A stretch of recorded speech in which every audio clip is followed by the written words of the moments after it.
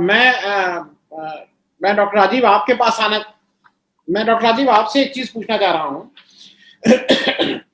अभी को लेके बहुत अलग अलग तरह की बात आ रही। कभी कोई माफ कीजिएगा, मुझे जब कोरोना हुआ था तो आप ही ने आइवरमेक्टिन वो कहा था, पहले दिन से प्रिस्क्राइब करा दी थी, खिलाना शुरू कर दिया था। बहुत से डॉक्टर कह रहे हैं कि इसको ऐसे से खाओ, ऐसे से करो। अब एक रिपोर्ट आ गई है वो कह रही है आइवरमेक्टिन बिल्कुल ही बेकार है।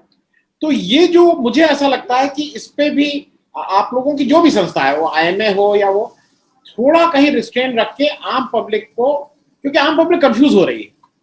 अब जैसे आ गया रेमडेसिविर बिल्कुल बेकार, फिर आ गया प्लाज्मा थ्योरी बिल्कुल बेकार, अब आ गया आइवरमेक्टिन का कोई यूज ही नहीं है। तो डॉक्टर राजीव, आपको नहीं लगता है कि ये भी मतलब थोड़ा सा आपस में आप लोगों का कोऑर्डिनेशन या कैसे होगा, मुझे नहीं मालूम। अनम्यूट कर लीजिएगा डॉक्टर साहब, अनम्यूट कर लीजिएगा डॉक्टर साहब, अनम्यूट कर लीजिए। हाँ, मैं इसमें दो बातें कहना चाहता हूँ। पहली बात तो ये है कि ये जो कोविड-19 नोवल कोरोना वायरस है, उसका ट्रीटमेंट किसी को पता नहीं है, तो ये ट्रायल एंड एरर कुछ दिन तक चलेगा। ट्रायल एंड एरर में बाय द वे ये पता चला कि भाई काम आती है ये आइवरमेक्टिन और ये दवाइयाँ काम आती हैं। रेमडेसिविर की जहाँ तक बात है, कोई भी एंटीवायरल ड्रग वायरस के अगेंस्ट बहुत इफेक्टिव नहीं होती। ये खाली इसके मामले में ही नहीं है, अगर ऐसा होता तो हम लोग सारी वायरल डिजीज़ को ट्रीट कर चुके होते अब तक। लेकिन वो कुछ मामलों में ज़्यादा सक्सेसफुल है, कुछ मामलों में कम सक्सेसफुल है। 100% सक्सेसफुल एंटी वायरल नहीं हो पाता, इसलिए क्योंकि वायरस सेल के अंदर रहता है। बड़ा कठिन काम है कि उसको अंदर जा करके डिस्ट्रॉय किया जाए। तो ज़्यादातर वो एंटीवायरल ड्रग ये करती हैं कि वो एंट्री को बैन करती हैं, रोकती हैं, चेक करती हैं कि सेल के अंदर वायरस ना जा पाए। तो अभी हम लोग रिसर्च फेज में हैं। कुछ रिसर्च आती है कि आइवरमेक्टिन, किसी ने कहा कि आप ये डॉक्सीसाइक्लिन खाइए, किसी ने कहा कि साहब आप वो खा लीजिए एजिथ्रोमाइसिन।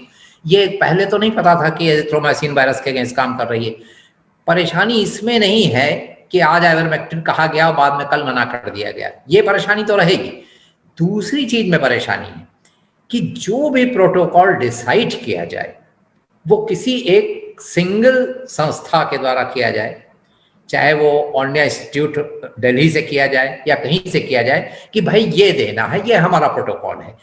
इसमें हुआ क्या गड़बड़ कि बहुत से प्रोटोकॉल चल रहे हैं। आज से 2 साल बाद अगर हम लोग जीवित रहे तो हम लोग देखेंगे कि बुक में आएगा मेडिसिन की कि कोविड-19 का ये पर्टिकुलर ट्रीटमेंट साबित हुआ कि होता है। जैसे जब टीबी का ट्रीटमेंट नहीं था तो उसमें तरह तरह की बातें चलती थी कि ये वाली दवा दे दो, इनको भुआली भेज दो, ठंडक में रखने से होता है। जबकि आज हमें पता है कि किसी ट्यूबरकुलोसिस के बढ़ने या न बढ़ने का किसी ठंड या गर्मी से कोई बहुत रिलेशन नहीं है। हाँ, भुआली की हो सकता है कुछ हवा साफ हो, जनरल तरीके से इम्यूनिटी बूस्टर टाइप का, तो वो प्रॉब्लम नहीं है। प्रॉब्लम ये है कि जो भी हो, इवन चाहे गलत ही ट्रीटमेंट क्यों ना, अभी पूरा 100% श्योर तो कोई ट्रीटमेंट नहीं है, जो भी हो उसकी गाइडलाइन एक होनी चाहिए और उसे एक ही तरीके से फॉलो करना चाहिए। मैंने बहुत देखा कि मेदांता, अपोलो, इन लोगों का अलग है और गवर्नमेंट ऑफ इंडिया जो या जो गाइडलाइन देती है उसमें अलग है। तो ऐसा नहीं होना चाहिए। इससे भ्रम फैलता है कि शायद वो लोग अच्छा ट्रीटमेंट कर रहे हैं और हम कुछ कम ट्रीटमेंट कर रहे हैं।